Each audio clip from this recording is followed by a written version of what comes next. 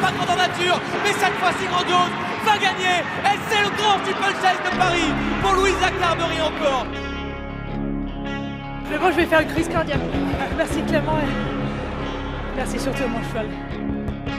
Louisa, merci beaucoup de nous accueillir ici à Senon dans ton écurie. Est-ce que tu peux te présenter déjà et nous dire où on est précisément? Je suis entraîneur des chevaux de course, surtout les chevaux d'obstacles. Je suis entraîneur depuis 2014. Nous voilà à Senon en Mayenne.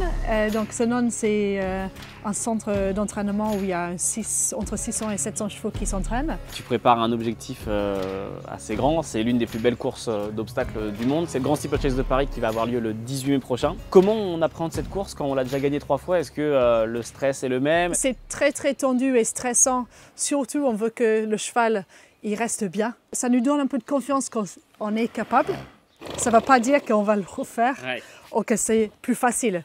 Mais c'est peut-être ça nous donne un peu de confiance qu'on sait faire, que notre système marche. Au moment où on tourne, on est à 12 jours à peu près du Grand Steeple. Oui. Ça va être quoi le programme de Grandiose du coup jusqu'au dimanche 18 mai? 2 fois par semaine, il fait l'équivalent d'un petit jogging, pas vite. Aujourd'hui, on fait un poil plus vite, mais pas non plus un vrai gros boulot. Et donc c'est juste surtout pour le garder souple bien et garder les poumons ouverts aussi. Tous les matins, l'entraînement, il ne saute pas forcément à chaque fois? Pas du tout, pas du tout. Un cheval comme lui, il a 9 ans, donc ça fait 7 ans qu'il est à l'entraînement, il a couru plein de fois, il sait sauter. D'habitude avec lui, il saute 1 voire 2 fois avant chaque course et si ça se passe bien, il n'y a pas besoin de faire plus. Il connaît la musique, il sait faire.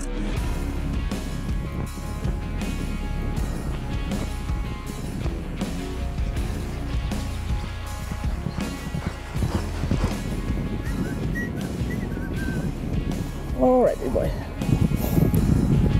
All right, champ.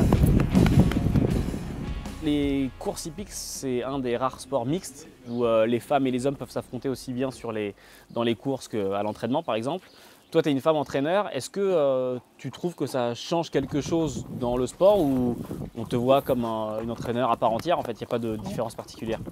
Pour moi, je pense que c'est les chevaux qui font les hommes. Et un cheval, il ne sait pas si on est femme ou homme. Et c'est juste s'ils s'entendent avec nous ou pas. C'est peut-être dans les années précédentes, il y a peut-être 40 ans, 50 ans, c'était difficile pour les femmes, ça c'est sûr.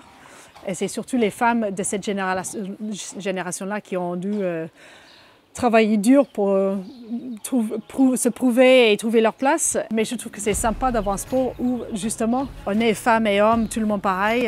Les jockeys, les entraîneurs, les propriétaires, les lads, tout le monde est traité pareil. Merci beaucoup Louisa. De rien.